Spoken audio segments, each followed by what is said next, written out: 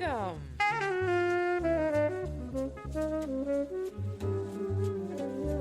Oh, I'm glad you're here. Please, come in and have a seat. Let's see where the conversation takes us. So, when was the last time you offered help to someone and didn't quite have the outcome you anticipated? Story time. I have one for you. I was brand new to the theater. First time ever on stage. Had never acted before. So just completely green to the entire experience. But what I do come from is a corporate background. I've been on teams. I know how to collaborate, and I brought all of that energy with me. And there we were in the midst of figuring out the blocking for a scene, and we're in the heat of figuring out who's going to move where and where you need to be when you say this line or that line. And I turn to a fellow actor and say, well, you should do it this way and kind of say it that way. And then they kind of gave me a weird look and we proceeded on. And then a few minutes later, I offered my help, my insight again, and we finished blocking that scene, and the actor, one of the actors that I had offered my help to, pulled me aside, looked me square in my eyes, and told me in under no uncertain terms, "You don't do that in the theater." And I said, "Excuse me, do what?" She goes, "You don't tell another actor how to act on the stage. You are not the director. You do not direct from the stage." I was like, I wasn't trying to, I'm sorry. I did not know. I apologized profusely and said I meant no insult. I just, I thought this was a collaborative thing that we were working it out together. And she's like, "There's a way to do it. And that, what you did is not it." And I said, "Okay, well, I'm new here. So please tell me how do you do it?" She goes, "If you think you have an idea on how a scene can be better, then you go to the director and you tell the director what that insight is. And they will choose whether or not that meets or matches their vision for that scene, and they will take it to the actor. For one actor to tell another actor what to do is to overstep your role. You don't do that. It is not helpful. It is inappropriate for the environment."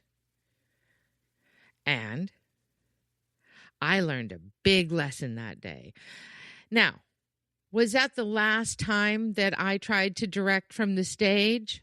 Of course not, because sometimes as human beings, it takes us a couple of corrections to learn a lesson, especially when we have been conditioned in another environment to do just that. I come from team building, creative, collaborative, corporate sessions where it was your role and responsibility to speak up if you had an idea on how it could be done better or a different way to look at it. So I had to learn the rules in this new setting. And if I wanted to offer help, that I needed to do it following the correct protocols for the environment I was in, right? I needed to offer that help in the right way to the director, not to my fellow actor.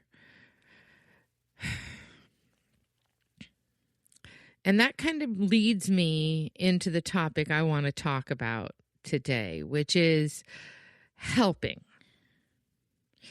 You know how we do it here, right? We sit down, we get comfortable, and we We talk about the things that really shape how we move through life. And today, we're talking about something that sounds simple on the surface. But man, does it get complicated fast. I want to talk about helping people. More specifically, helping people when you see it's needed, but also knowing when not to. Because let's be honest for a second. Not all help is actually helpful. Sometimes helping is kindness. But sometimes helping is really just a way to exercise your control over someone or a situation. Sometimes helping is enabling somebody to not do or grow for themselves. Sometimes it's enabling destructive behavior. And sometimes not helping is the most loving thing that you can do. Now that one can be a little heavy. So let's talk about it. To begin with my favorite. What does helping really mean? What do we mean when we say help? Because most of us think we know. But when we really break it down, it's a little more layered. Helping usually looks like I'm meeting a need, I'm offering support, and I'm trying to make something easier for you. Okay? And on the surface, that sounds all good. It sounds wonderful, right? But here's the question. And I want you to really sit with this one for a minute. Is it still helping if it removes someone's ability to grow? Is it still helping if it takes away their chance to figure it out and gain that experience, that skill for themselves? Because there's a difference, and it's a big one, between helping and rescuing, between supporting and fixing. Helping sounds like I'm here with you while you figure this out. Rescuing, on the other hand, that sounds like I'll do it for you so that you don't have to struggle. But here's the thing. When you steal struggle away from somebody, you're stealing their growth, because it is through that struggle that we build muscle, that we build skill, that we build self-confidence. When we overcome the struggle for ourselves, that's when we learn that we can trust ourselves. And when we trust ourselves, we can move through the world with a natural, authentic confidence.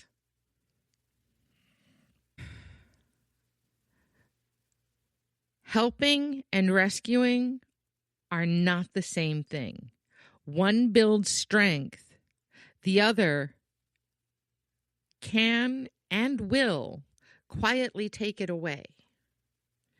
Every time you're struggling and somebody swoops in and does it for you, it teaches you that you can't count on yourself and that you require somebody else to do it for you. And if that's the message that you receive repeatedly, then what you learn is you can't be trusted. And so you will doubt yourself. You will second guess. You'll have the inability to make a decision and stick with it, to create a plan and follow it through, because you were denied the ability to overcome your own struggles. It is the struggle. It is the discomfort that leads to the growth. It doesn't prevent your growth. It enables your growth. It is the catalyst that allows the growth to happen. So when you prevent and deny the struggle, you prevent and deny the growth. So why do we feel this urge to help? And I want to get real for a minute, because this part is all about us. It's about humanity. Why do we step in so quickly sometimes? Why is it so hard to just let something be? And as a lifelong consummate overhelper, for some of us, it's empathy, right? It hurts. It creates discomfort to watch someone else struggle. And so you want to step in and assist with that struggle, but your assistance is actually not a help. Sometimes. We feel it in our body, and we want to ease our own physical discomfort by providing assistance. For others, it's discomfort. Let's be honest. Sometimes it's not about them. It's about how their struggle makes us feel, right? It isn't about them struggling. It's about the fact that I'm uncomfortable with their struggle, which is kind of a selfish perspective, right? We need to be careful about selfish motivations in situations like this. So what do? We fix it. That way we don't have to sit in our discomfort while they work through what they're struggling with. For some, it's all about identity. I'm the strong one. I'm the one people count on. I'm the one people come to. I'm the helper. And if I'm not helping, then who am I? If you're helping because that's who you are, then is your identity impeding somebody else's ability to build their own skill?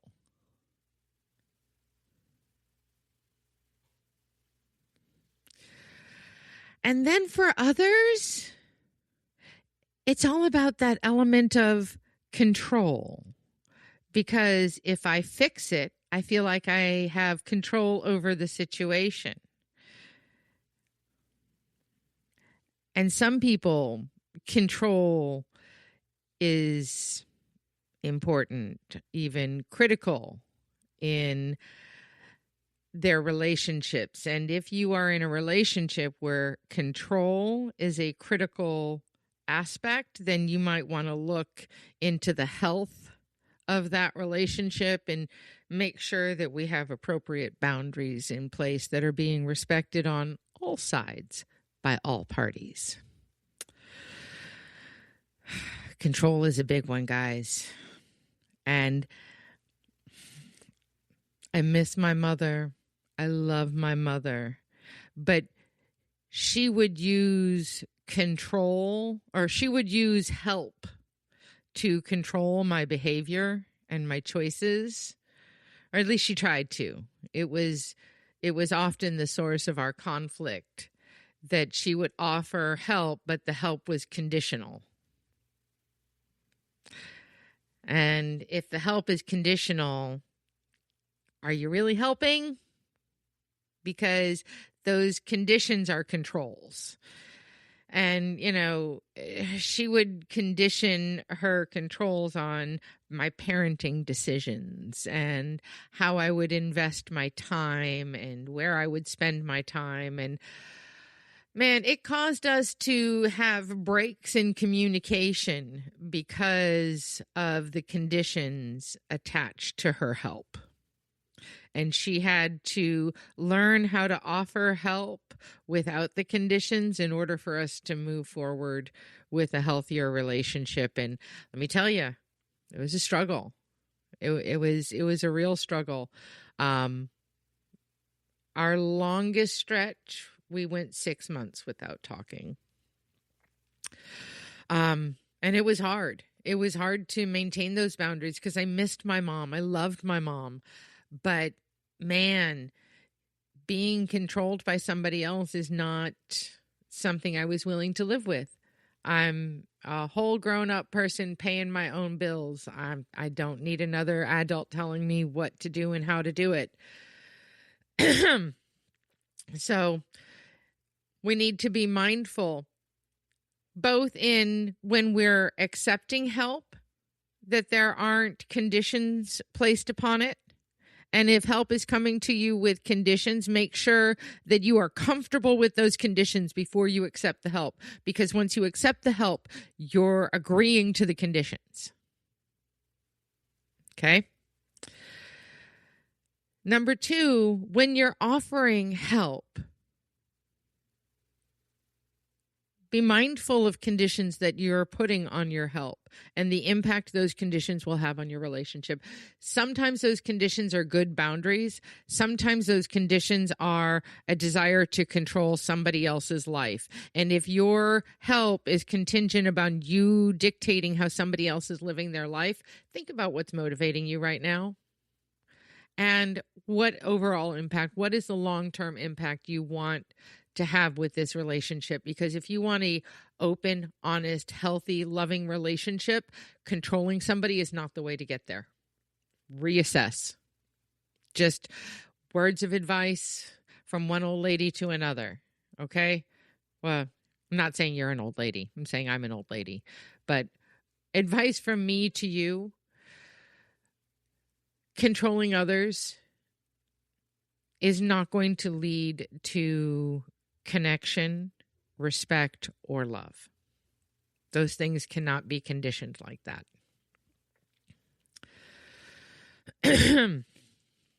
For a lot of us, it's conditioning. We're taught that you help, that you show up, you fix it. That's what good people do. As the eldest of 3, it was my job to help my sisters. There was no choice in the matter.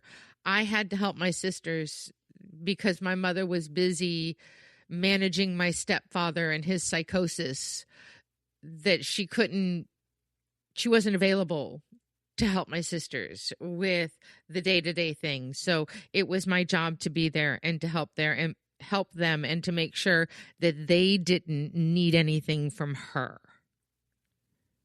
So not only did I help them when they asked for the help, but I needed to preempt and anticipate where they may need help, which, boy, did that create some fun personality traits to work through as an adult, okay? Because you can't work through a professional life with that mindset without becoming everybody's doormat. The struggles were real, okay?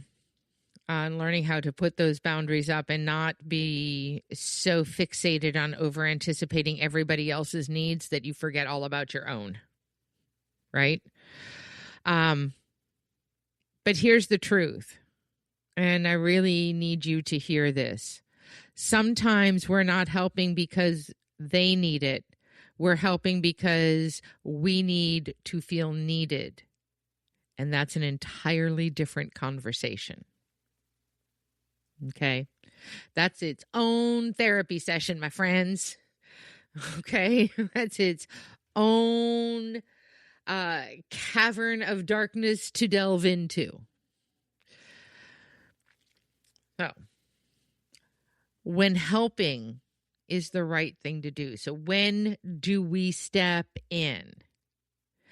Because I want to be clear, and I don't want to get this twisted. Helping matters. Showing up for people matters.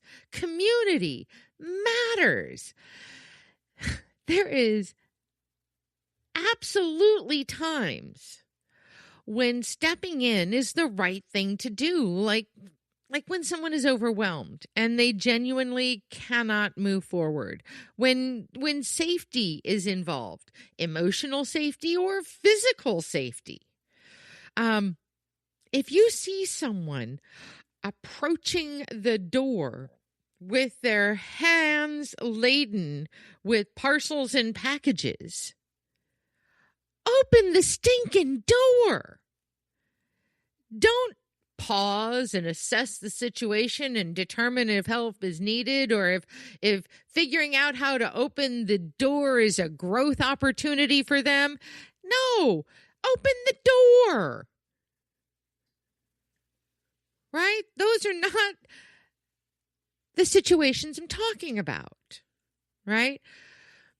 There are times where we need to give it that pause, but sometimes you just see the need and you step in and you help. Somebody drops something, you pick it up for them. Somebody's approaching the door, you hold it open for them. Easy things like that, right? You are standing between an object and a person who needs the object, you pass it to them. Simple things help, okay?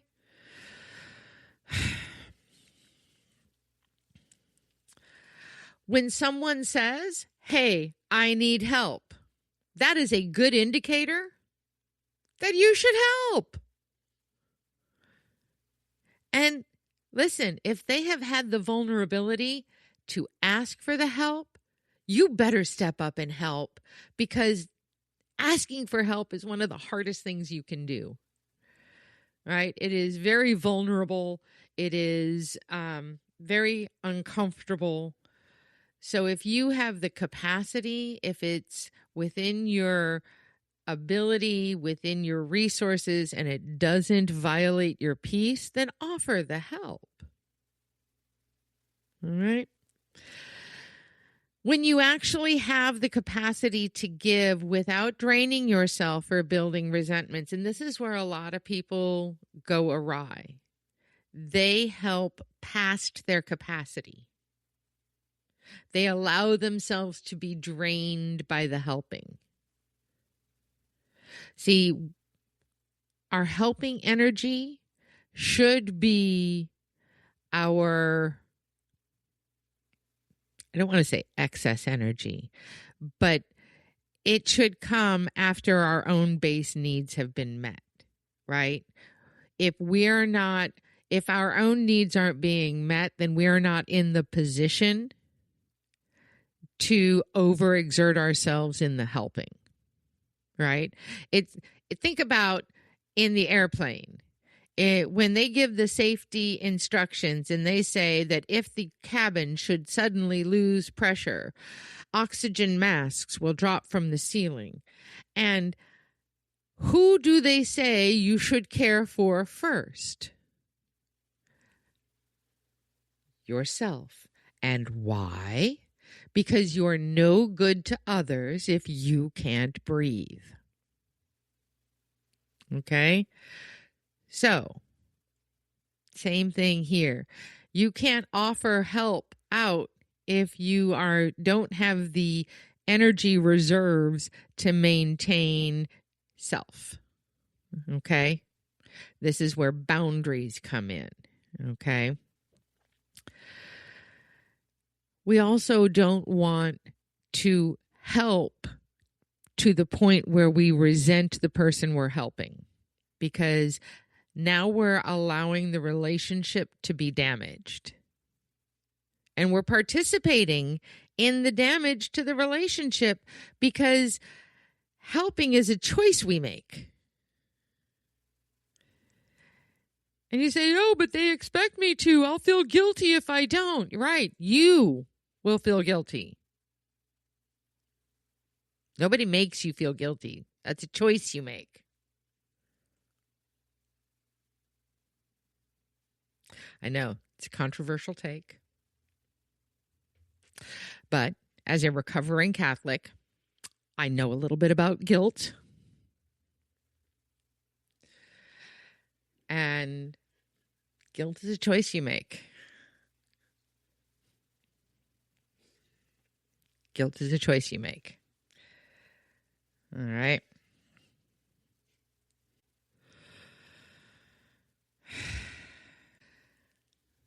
That last one, that resentment, that is so important.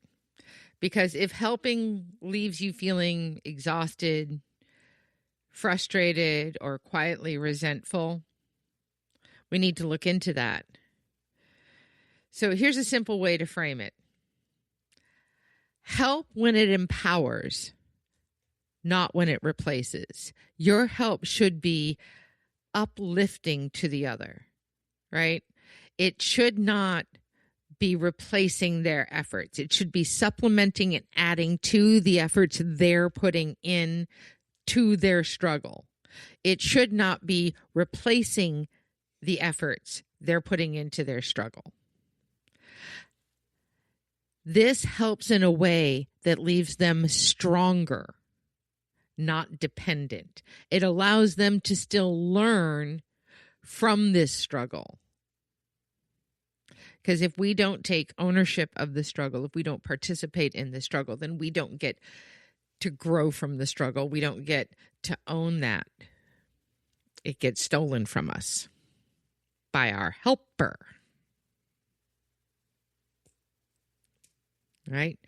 And if, as I said before, if your help prevents growth, how is that really helping? So, this leads us to when helping actually hurts. And this is the part of the helping dynamic that we often don't want to look at because it challenges the idea that we have of ourselves as good people, right? There are times when helping too much actually hurts, when it creates dependency instead of building confidence and competence. When it keeps people from growing, when it prevents them from experiencing consequences they may need to learn from, right? For instance, right, if you have a child who procrastinates doing their homework and they put it off to the last minute, well, if you swoop in and help them rush to get it done and get it turned in, they never learn the time management. And then next thing you know, they're off at college and you're now paying thousands of dollars a semester for them to fail their classes because they never learned how to manage their workload. Right? Whereas if you allow them to miss, this is where I disagree with the current schooling. I don't typically like to get political, but let me for just a second here. The importance of a zero. Okay? The importance of failure in growth and learning has been stripped away from an entire generation of our students. Our teachers are currently not allowed to give kids a zero and to fail them. The schools say that if they just show up every day and never do a stitch of work, they get at least a 50%. And that is not how the world operates. And once they get out of school, they are set up to fail for life with that thought process having been reinforced throughout their education. Failure is essential in learning and in growth, and the world will teach you that if school doesn't. Okay, I'm going to hop off of that soapbox for a minute. Oh my goodness, that's a hot topic for me right there. Let me just tell you, I was reading up on that the other day, and I just could not believe when I heard that My teachers had no problem giving me zeros, and a 0 was mortifying. So, good Lord. Okay, back on topic. Oh.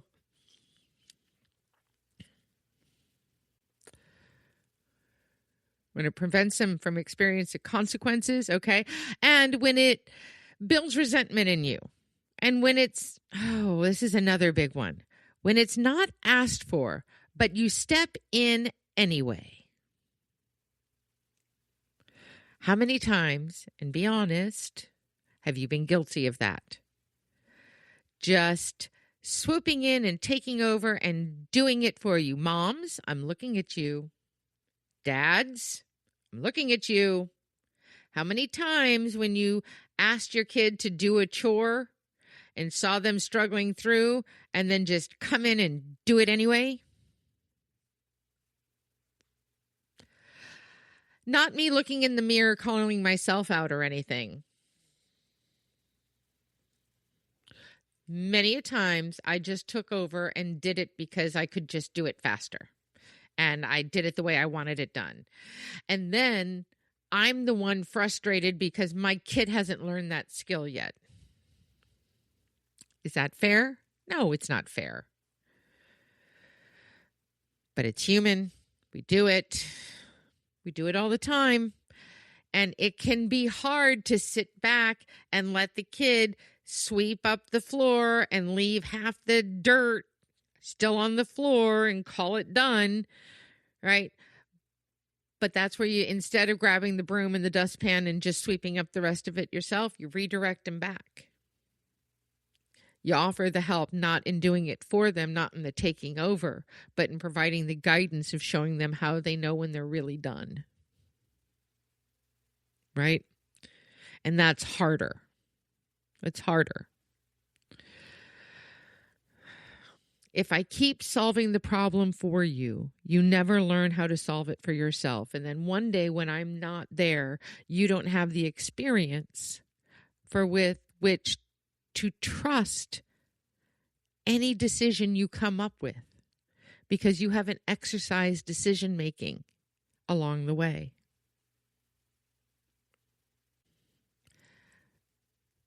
It may feel like love in the moment, but long term, it can hold people back. And this is why we need to stop and ask ourselves, what is the long-term effect of the help I offer today? When we're talking about kids and families, we really need to think about the long-term impacts of the help we offer. So this brings us to the hard part. Letting people struggle. Because watching someone struggle is uncomfortable, especially when you know you could fix it in 5 minutes. You could step in, you could take over, you could make it easier. But sometimes love looks like stepping back. Love looks like letting somebody else sit in their struggle and let them figure it out and work it out and find the solution. Instead of telling somebody what they should do, asking somebody what they think they're gonna do, right? And helping them find the logical path to their solution instead of handing them a solution. Sometimes love is saying, I trust you enough to figure this out. You're smart enough to work this out on your own. Even if it's messy, even if it takes longer, even if they get it wrong the first time, we learn from our failures. If we're denied failure, if we're never given the opportunity to get it wrong, we don't figure out how to get it right. Growth lives in the space just past comfort.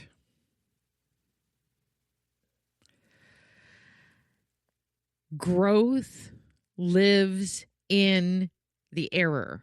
Growth lives in the mistake. Growth lives in the missed step, in the unanticipated outcome.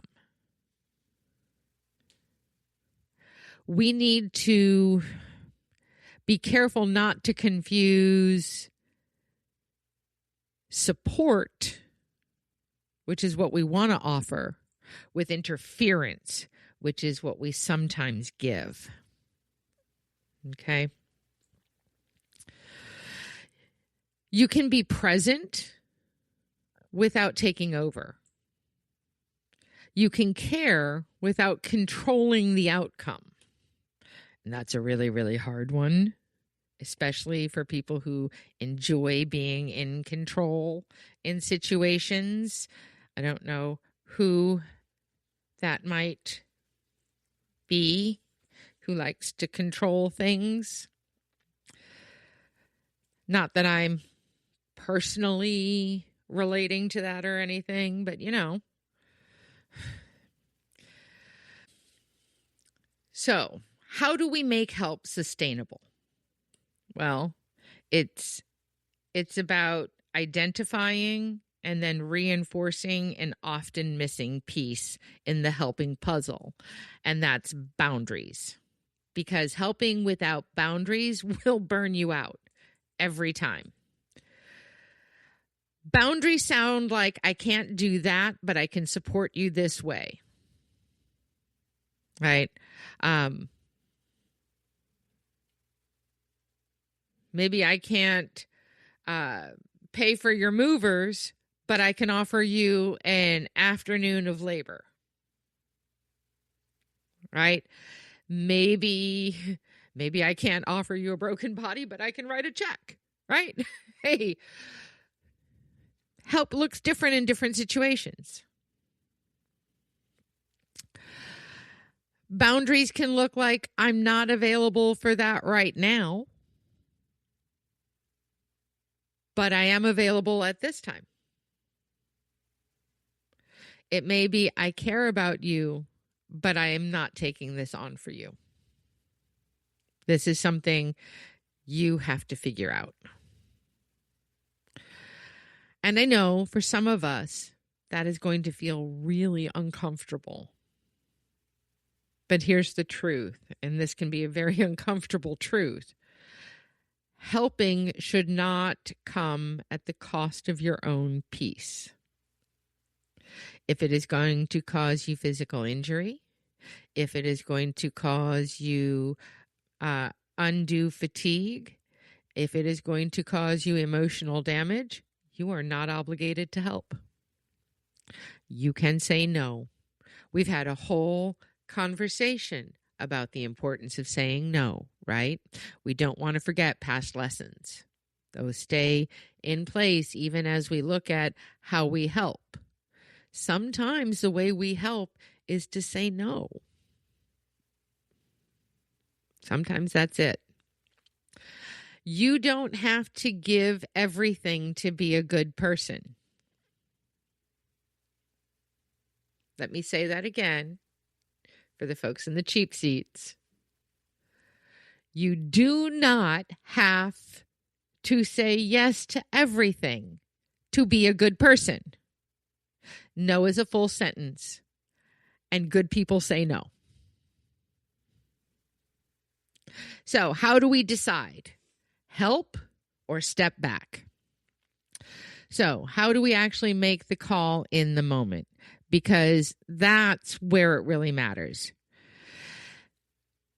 It starts with a few questions, as most good processes do. Begin with, did they ask for help?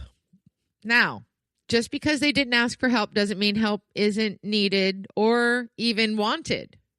Because asking for help can be really, really hard. But if they asked for help, that's a pretty good indicator that you should step in and offer some help. Okay? Am I helping or am I rescuing? Will this empower them? Meaning, am I supplementing their effort or make them dependent? Am I taking it over and doing it for them? Do I actually have the capacity to do this without resentment? And what happens? This is a big one, guys. What happens if I don't step in? If I don't step in, leads to injury physically, emotionally, mentally, then by all means, please step in. That's when help is needed. But if I don't step in, it just means that they struggle and maybe they don't get it right. Well, maybe that's all right. Maybe that's what needs to happen so that they can get it right next time. And the time after that. And the time after that, right? Whereas if I step in and do it for them, they don't learn how to do it. And then it continues to be a struggle point. I mean, think about when a baby learns to walk, right?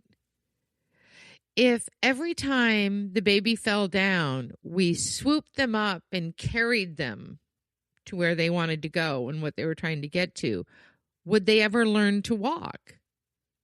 Would they ever learn to trust themselves? Or would they come to expect somebody to swoop in and get them where they need to be and then become frustrated and disenchanted when they become too big to be carried where they're going? Right? Part of growing and learning is falling down and failing. And then we get up anyway. We get up anyway. We try it again, and we try it again, and we try it again until we master it. That is how humans learn everything. It's how we learn to walk. It's how we learn to talk. It's how we learn to grow things and to make things and to build tools and to connect with each other. It's how we learn, is we try it and it doesn't work and it fails, and so we try something else. Sometimes the answer is they figure it out. Sometimes the answer is they struggle and grow. And sometimes the answer is they come back and ask for help in a different way. And if we step in before somebody has the opportunity to ask for help, we're undermining their growth. But we need to be present and observant and make sure that they are not overextending themselves to the point of injury. Right? And it's a fine line. And there is no template, right? Each time we come to this decision point, it's going to be unique to the situation, to the environment, to the individual, to our relationship.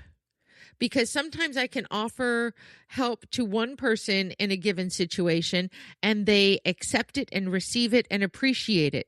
And in the exact situation with a different person, I offer the same help and it is rejected and resented and seen as an overstep because we have a different relationship.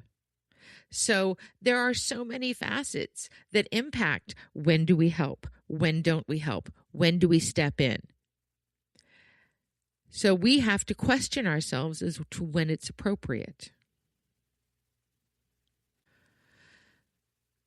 So I want to leave you with a few things to think about. It's time for us to do some inventories. You know me, I love a good inventory. So what are we inventorying today? Well, help, of course.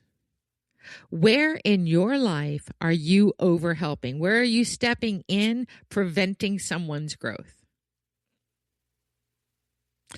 Where do you need to dial back your involvement in their struggle and allow them to get the benefit of the struggle that they're in?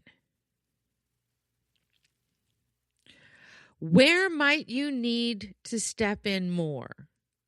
Where are you neglecting to help where help would be really appreciated, valued, and needed? Because I promise you there's someone in your life who needs help and they're not asking for it and they need you to see them.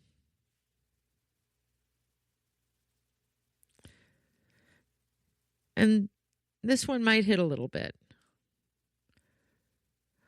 Who are you protecting from their growth? Sit in that one for a minute. Who are you helping to the point that you're hurting them? And what can you do to fix that balance? And I have a challenge for you this week. When you feel the urge to step in and help, I want you to pause for a second and ask yourself, why am I doing this? And then choose intentionally, because helping is a beautiful thing. It really is, but only when it truly serves the other person. Not just in the moment, but in the long run. Because sometimes being a good neighbor means stepping in. And sometimes it means stepping back. I'd love to hear from you on this one. Where did you choose differently this week? Where did you pause when you normally wouldn't? Come and talk to me. Meet me out on the socials. I'd love to hear from you in the comments. Tell me your stories. And always, thanks for joining me in the living room. Thank you so much for stopping by today. Don't forget to hit subscribe to get all the latest episodes and find me on social media at Angela's Living Room on all platforms. Have a fantastic day.